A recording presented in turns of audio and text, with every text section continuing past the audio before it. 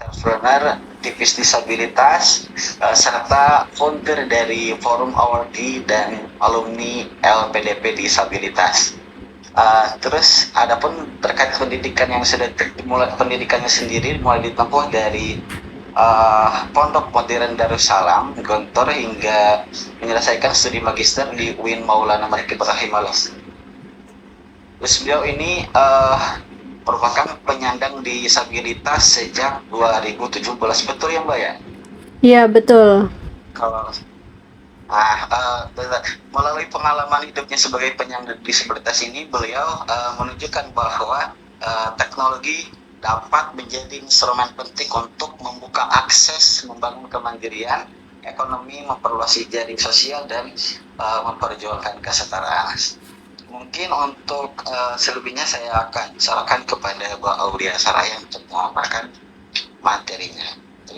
Samud, kemudian ketemu lagi disabilitas yang luar biasa, lalu Pak Asep Seprohman yang SMP Negeri 1,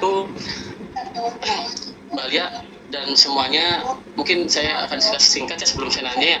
Saya juga dari kecil itu tinggal di panti asuhan Mbak Lia, sempat di SLB juga sekolah, dan saya berjuang sendiri dan mandiri sendiri ketika itu, dan keterbatasan yang saya miliki itu menjadikan motivasi saya hingga saat ini, dan saya bisa menjang ke S1 alhamdulillah dengan modal yang tadi surat Ar-Ra'd ya.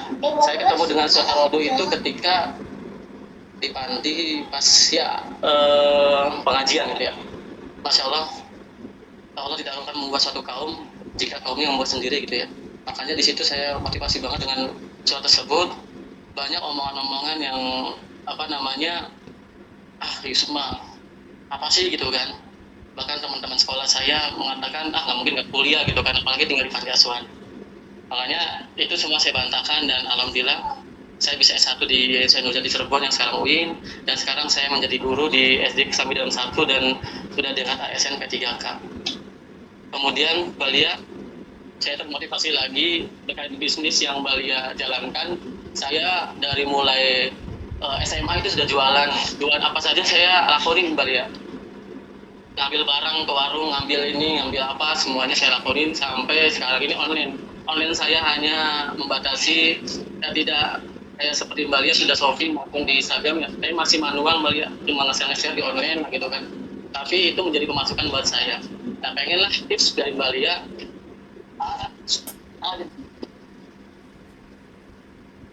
Tips bagaimana caranya agar bisnis online ini seperti Mbak Lia luar biasa gitu. Yang kedua, saya kan guru ngaji di panti ya, sampai saat ini saya juga masih mengabdi karena saya suka sosial gitu ya, apalagi teman-teman disabilitas, dan saya juga aktif di anggota PPDI Kota Cirebon. Saya masuk ke PPDI Cirebon itu 2024, ketemu dengan Pak Jojo, ya baru tahu saya ada komunitas disabilitas Pak, padahal saya asli orang Kota Cirebon gitu tuh.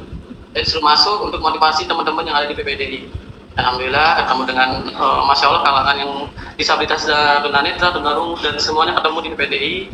Dan itu saya tidak saya udah jadi nih, enggak, malah itu adalah teman-teman saya pengen diajak supaya semangat lah lebih dari saya gitu. Nah, yang saya belum lakukan itu yang edukatif tuh Mbak Lia. Satu itu pengen tahu caranya seperti apa.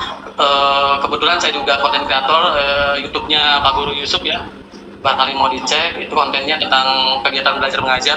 Kemudian yang kedua, saya mau minta PDF fikih disabilitas yang insya Allah saya akan ajarkan ke teman-teman disabilitas, dan di panti asuhan juga saya ajarkan. Itu pertanyaannya dua, tips bagaimana menjalankan bisnis di online yang mudah, lalu educator tadi ya, kedua itu. Pokoknya ini saya sangat bersyukur sekali bertemu dengan Mbak Lia yang luar biasa sekali ya perjalanannya, dan Masya Allah mudah-mudahan Mbak Lia selalu sehat dimanapun berada, kemudian sukses selalu. Kalau ketemu ya bisa ketemu, Masya Allah saya senang gitu ya. Ternyata ada Mbak Lia yang sudah berjuang luar biasa sehingga jadi sekarang ini gitu. Mungkin itu saja Mbak Lia dari saya, dan mohon maaf apabila saya kelamaan karena saya mengumpulkan ini ternyata perjuangan luar biasa. Saya juga berjuang dari Kayaknya pengen ketemu terus ngobrol bareng gitu ya. iya gitu Mbak Lia. Kalau Iya, ada semoga podcast lain ya. bisa ngobrol. Baru saya podcast pernah di UIN gitu ya. Hadir. Begitu aja Mbak Lia. Iya, iya, Sukses iya. selalu. Dan alhamdulillah saya sudah dikasih dua anak dan istri itu jodoh dari Allah Subhanahu Wa Taala. Alhamdulillah, dan Amin. sekarang udah Amin. punya rumah sendiri. Masya Semoga Allah.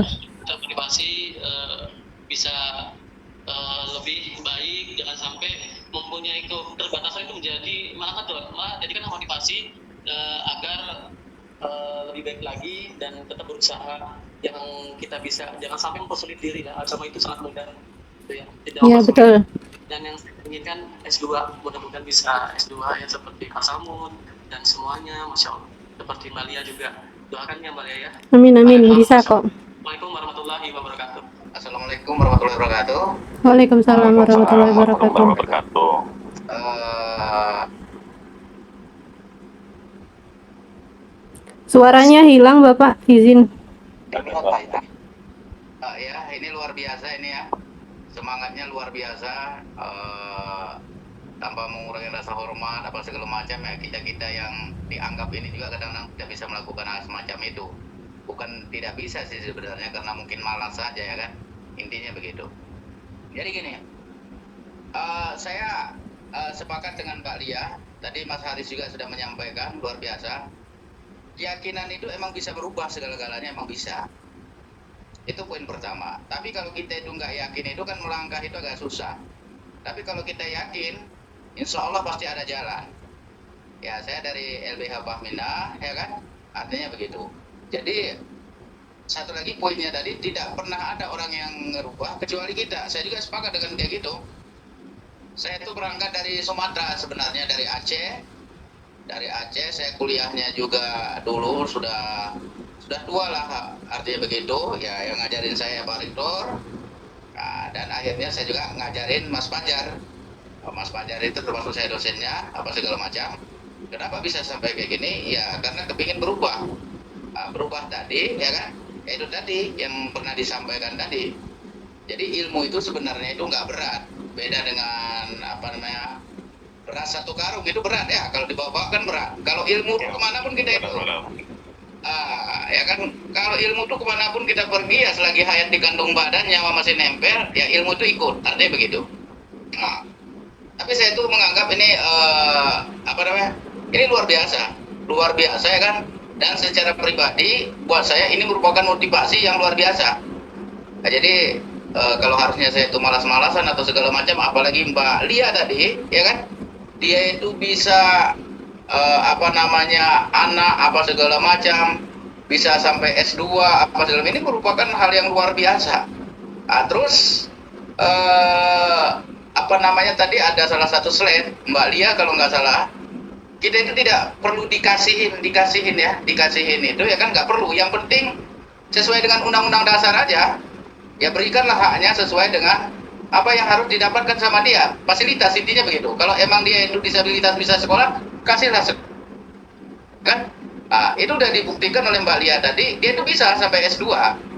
Dan tadi ada satu tadi guru Pak Yusuf ya kan, maaf tadi kan katanya dia itu benar-benar dari lahir, dan dia juga ini kan ada satu pendek satu ya kan, tapi itu juga dia itu sekolah luar biasa. Nah, semangatnya di situ. Cuma gini, ada istilah yang pernah saya dapatkan itu ya kan, terlalu rumit. Ketika kita itu mau lebaran, kita itu biasanya muslim itu identik dengan peci bagi yang mau pakai peci. Ketika kita itu beli di sebelah kekecilan, beli di sebelah lagi ya kan. Nah, habis itu gimana caranya ini kan? Apakah nanti ini kok nggak ada yang pas apa segala macam, atau kepalanya yang diganti atau pecinya kan? Nah, intinya begitu. Jadi manusia itu tidak bisa diganti, ya kan? Kecuali Tuhan yang menggantinya, itu ya nggak tahu ya kan? Tapi harus diganti itu adalah ya pecinya tentunya itu. Artinya apa? Ya kan, kita itu harus menyesuaikan. Kalau dia itu nggak bisa ini ya harus ini. Kalau ini nggak bisa harus ini. Artinya begitu. Jadi kita itu semuanya punya jalan. Apalagi di Islam tadi ya kan, di Islam itu saya kira tadi ada bahasa hukumnya juga tadi ya kan, tujuan hukumnya di situ, fikih apa segala macam. itu semuanya sederhana. Kalau kita aplikasikan sangat bisa, tergantung kitanya mau atau tidak, ya kan? Mau atau tidak. Tapi kalau kita itu mau, saya yakin dan percaya itu pasti tercapai. Terus poin yang selanjutnya itu adalah apa namanya tadi ya, di setiap ada apa namanya kesulitan atau segala macam pasti ada kemudahan. Itu mau paham atau tidak di bagian itu kan. Tapi saya secara pribadi itu mengalami yang begitu. Jadi nggak selalu gelap aja kan, nggak ada gelap melulu kan, ya pasti ada terangnya lah ya kan, arti begitu. Wah mungkin apa tanggapan dari saya secara pribadi ya kan, menganggap ini diskusi ini luar biasa karena kita bisa memotivasi ya kan, terutama buat saya sendiri ya kan. Jadi kita yang Cina itu jangan miskin karena tidak ada orang yang mau memberi kan gitu kan. Nah, jadi kita itu harus kaya ya kan. Jangan ini apa ada pepatah Cina itu emang itu harus ini apa namanya? Itu harus kita laksanakan. Artinya itu masih bisa apa segala macam. Intinya kita itu ya harus berbuat. Intinya begitu. Tanpa kita berbuat itu hanya angan-angan. Nah, kalau kita sekarang ini merdeka sudah lama, kalau masalah gagasan udah cukup saya kira dari tahun 45 sampai 80 itu udah cukup lah gagasan itu, udah banyak itu kan buku-buku udah banyak, tinggal implementasi aja. Implementasi dari apa yang dicita-citakan pendiri bangsa dan dampaknya itu buat masyarakat. Tentunya dampak buat masyarakat itu ya Mungkin dipersingkat ya, saja Pak. mencerdaskan Waktu. ya mencerdaskan kehidupan bangsa apa segala macam. Mungkin itu aja. Terima kasih Mas Fajar, Pak Rektor, Mas Haris dan Mbak Lia ya. Semangat terus, berjuang terus ya kan. Tanpa ada batas lah, intinya begitu. Mungkin itu aja dari saya. Makasih banyak. Wabillahi taufiq hidayah. Wassalamualaikum warahmatullahi wabarakatuh. Waalaikumsalam. Waalaikumsalam warahmatullahi wabarakatuh. Kerasa kita sudah di penghujung acara. Mungkin sebelum ditutup saya akan memberikan kesempatan kepada Mbak Aulia sama Mas Haris untuk mungkin memberikan closing statement terkait hal itu kita kali ini. Mungkin bisa dimulai dari Mas Haris dulu aja. Silakan Mas Haris. Terima kasih ya Mas Fajar. Berbicara masalah fikih aplikatif, sama sebagai closing aja. Fikih aplikatif itu ulama yang ngasih dalilnya, disabilitas kayak kita yang ngasih realitanya, pemerintah yang biasanya mengucurkan aturan dan anggarannya dan fasilitasnya. Jika kita bersama-sama saling bahu-membahu, tahu berempati dan saling menolong sesama, insya Allah masjid atau tempat beragama yang ramah akan kita jumpai bersama. Itu aja Mas Fajar. Warahmatullahi wabarakatuh. Terima kasih disampaikan. Selanjutnya silakan Mbak Aulia Soraya untuk menyampaikan closing statement-nya. Baik, terima kasih. Singkat saja,